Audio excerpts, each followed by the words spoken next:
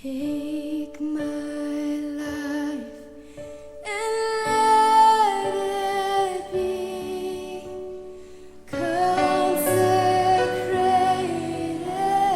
Lord, to Thee. Take my hands and let them move, and the apples of Thy love, and the apples of Thy love. Hola, soy Caleb Andrade.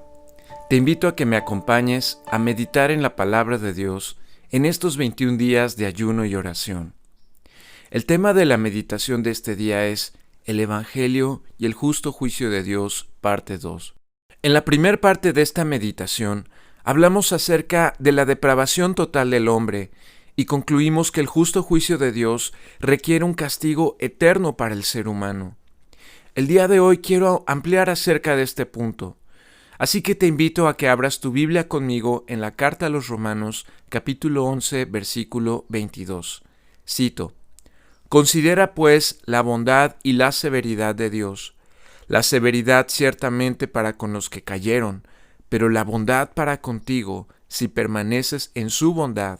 De otra manera, tú también serás cortado. Fin de la cita. El infierno es una realidad aterradora e inimaginable.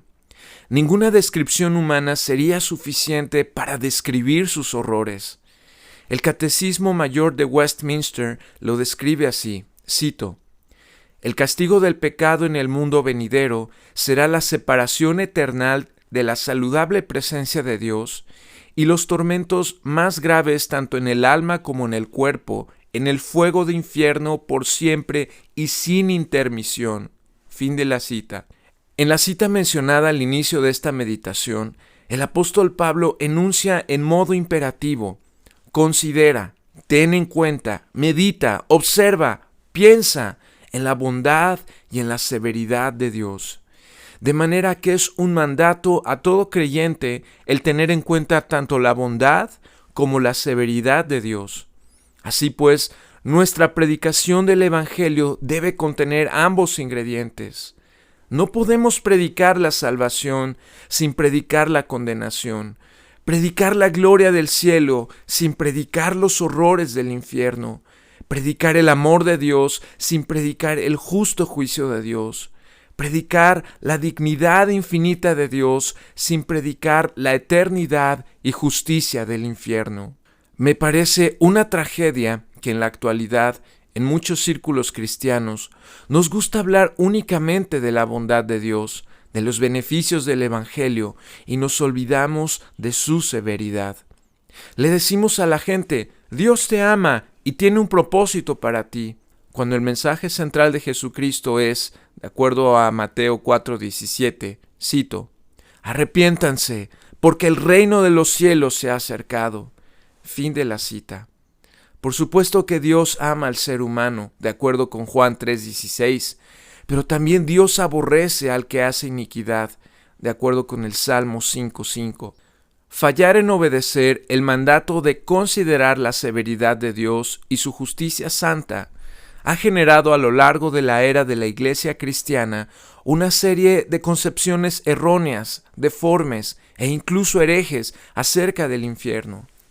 Por ejemplo, en el siglo III, Orígenes de Alejandría sostuvo la herejía de la restauración, según la cual, después de cierto tiempo de tormento, todos los condenados al infierno, incluidos Satanás y sus demonios, serían liberados. El teólogo luterano Karl Barth y su colega católico Hans Urs von Balthasar sostuvieron que existe una razonable esperanza de que todas las personas serán salvas. Rob Bell, un ex pastor norteamericano que abandonó la fe cristiana, promueve el universalismo, la idea de que todos serán salvos, y también promueve que el infierno está vacío.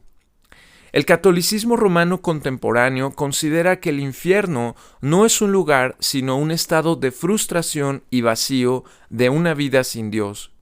El escritor católico contemporáneo José María Cabo de Villa sostiene que Dios no condena a nadie, sino que los pecadores apartan la vista de Dios y marchan sobre sus propios pasos.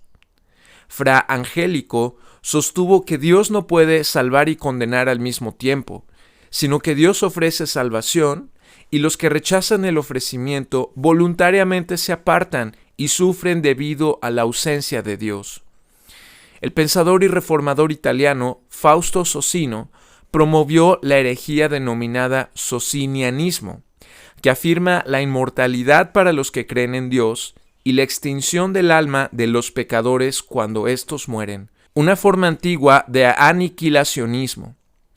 Clark Pinnock escribió en 1990, cito, «Es hora de que los evangélicos salgan y digan que la doctrina bíblica y moralmente apropiada del infierno es la aniquilación, no el tormento eterno». Fin de la cita.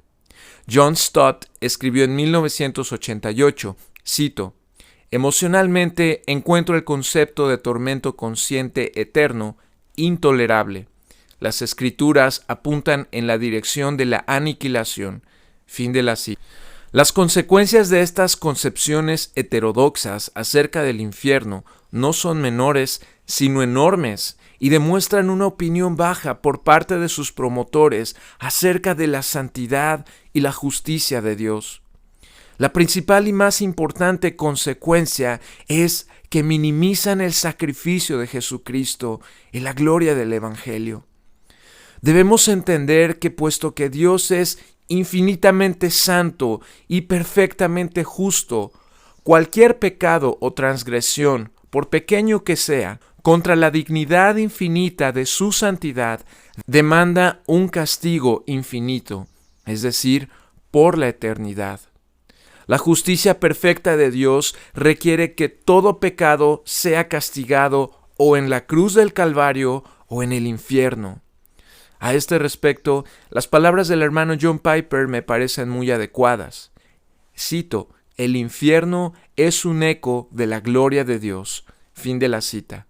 Su argumento es el siguiente: si un pecado, cualquiera que sea, merece un castigo eterno en el infierno, eso significa que la gloria y santidad de Dios son infinitamente sublimes. Contrario a la noción errónea de que el infierno es la ausencia de Dios, Dios está presente en el infierno con toda su ira santa. Los pecadores impenitentes no tienen deseos por Dios, de manera que si el infierno es simplemente la ausencia de Dios, ellos estarían más que felices. Similarmente, la idea del aniquilacionismo no parece molestarle a las personas. ¿Te parecería justo que el juicio de Dios para con Adolfo Hitler, por todo el sufrimiento y asesinato del que fue responsable, fuese simplemente dejar de existir? Creo que Hitler estaría contento de saber que ese sería su castigo. Ningún otro personaje en la Biblia habló tanto acerca del infierno como el Señor Jesús. Por ejemplo, el Señor Jesús nos dice que el infierno es un lugar tanto espiritual como físico. Cito Mateo 10:28. «No teman a los que matan el cuerpo, pero no pueden matar el alma. Más bien, teman a aquel que puede destruir tanto el alma como el cuerpo en el infierno». Fin de la cita. El Señor Jesús nos enseña que el sufrimiento del infierno es eterno. Cito Mateo 25:41. «Entonces dirá a los de su izquierda: apártense de mí, malditos, al fuego eterno preparado para el diablo y sus ángeles». Fin de la cita. Cito también Marcos 9:47 y 48. «Y si tu ojo te hace tropezar, sácalo. Mejor te es entrar con un solo ojo al reino de Dios que, teniendo dos ojos, ser echado en el infierno, donde su gusano no muere y el fuego nunca se apaga». Fin de la cita. La realidad del infierno debe hacer que nos demos cuenta de cuán terrible es el pecado y cuán valioso es el sacrificio de Cristo. Cualquier intento por disminuir la importancia o la realidad del infierno será un intento por disminuir el sacrificio de Cristo.